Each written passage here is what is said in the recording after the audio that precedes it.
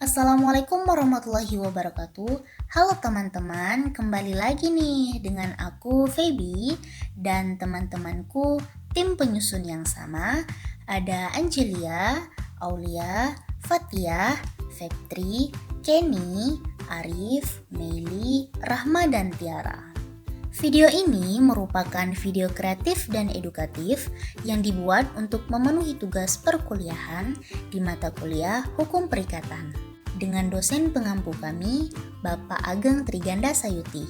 Di video kali ini kami akan membahas apa ya? Kali ini kami akan memberikan informasi menarik mengenai prestasi dan one prestasi. Nah, pada penasaran kan? Yuk langsung kita simak penjelasannya berikut ini. Teman-teman, kita ketahui dulu yuk apa sih yang dimaksud dengan prestasi itu. Jadi, yang dimaksud dengan prestasi itu adalah sesuatu yang wajib dipenuhi oleh debitur dalam setiap perikatan. Prestasi sama dengan objek perikatan dalam hukum perdata. Kewajiban memenuhi prestasi selalu disertai jaminan harta kekayaan debitur. Dalam pasal 1131 dan pasal 1132 KUH Perdata, dinyatakan bahwa semua harta kekayaan debitur baik bergerak maupun tidak bergerak, baik yang sudah ada maupun yang akan ada, menjadi jaminan pemenuhan hutangnya terhadap kreditur. Tetapi, jaminan umum ini dapat dibatasi dengan jaminan khusus berupa benda tertentu yang ditetapkan dalam perjanjian antara pihak-pihak. Hai teman-teman, menurut pasal 1234 KUH Perdata, wujud prestasi ada 3, yaitu 1. Memberikan sesuatu, 2. Berbuat sesuatu, dan yang ketiga, tidak berbuat sesuatu. Nah, menurut pasal 1235 ayat 1 KUH Perdata, pengertian memberikan sesuatu adalah menyerahkan kekuasaan nyata atas suatu benda dari debitur ke kreditur. Contohnya dalam jual beli, sewa menyewa, hibah, gadai, dan hutang piutang. Dalam perikatan yang objeknya berbuat sesuatu, debitur wajib melakukan perbuatan tertentu yang telah ditetapkan dalam perikatan. Contohnya membangun rumah atau gedung dan mengosongkan rumah.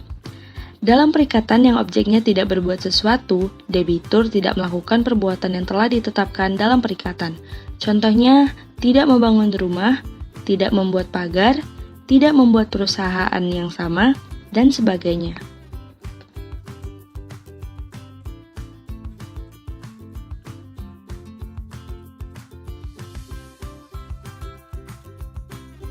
Pengertian memprestasi adalah tidak memenuhi sesuatu yang diwajibkan sebagaimana yang telah ditetapkan oleh perikatan. Faktor yang menjadi penyebab one prestasi ada 2, yaitu 1. Karena kesalahan debitur, baik yang disengaja maupun karena kelalaian. Lalu kedua adalah karena keadaan memaksa ataupun force majeure jadi di luar dari kemampuan debitur. Dan dalam hal ini, debitur dianggap tidak bersalah. Bagaimana sih debitur itu dapat dikatakan non-prestasi? Nah guys, seorang debitur dapat dikatakan non-prestasi apabila yang pertama, dia tidak memenuhi prestasinya sama sekali.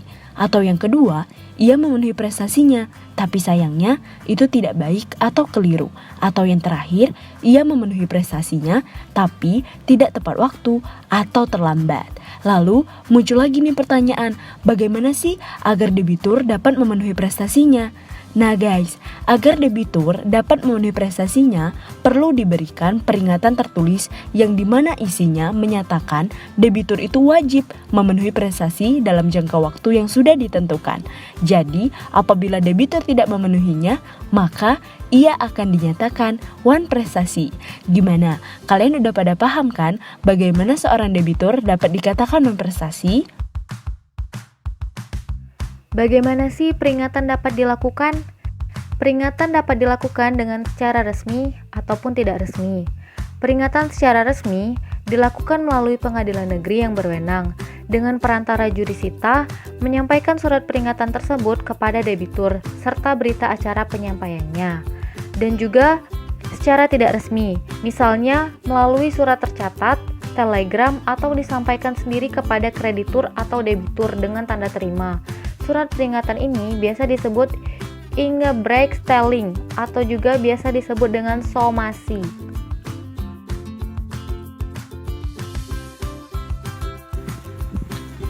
Di sini ada akibat hukum wan prestasi.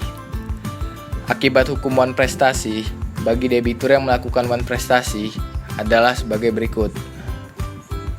Yang pertama itu ada debitur wajib membayar ganti kerugian yang telah diderita oleh kreditur. Pasal 1243 KUH Perdata. Yang kedua itu apabila perikatan timbal balik, kreditur dapat menuntut pembatalan perikatan melalui hakim. Pasal 1266 KUH Perdata.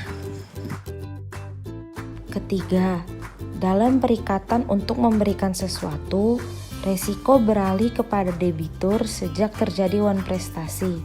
Pasal 1237 ayat 2 KUH Perdata.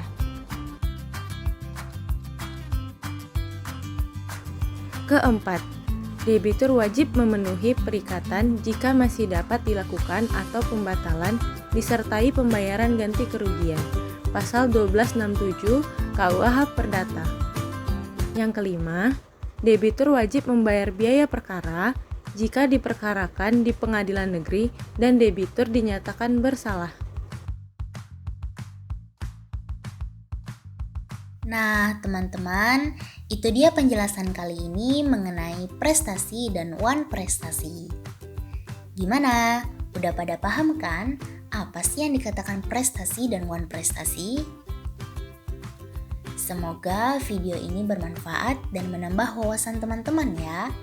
Thank you for watching. Assalamualaikum warahmatullahi wabarakatuh.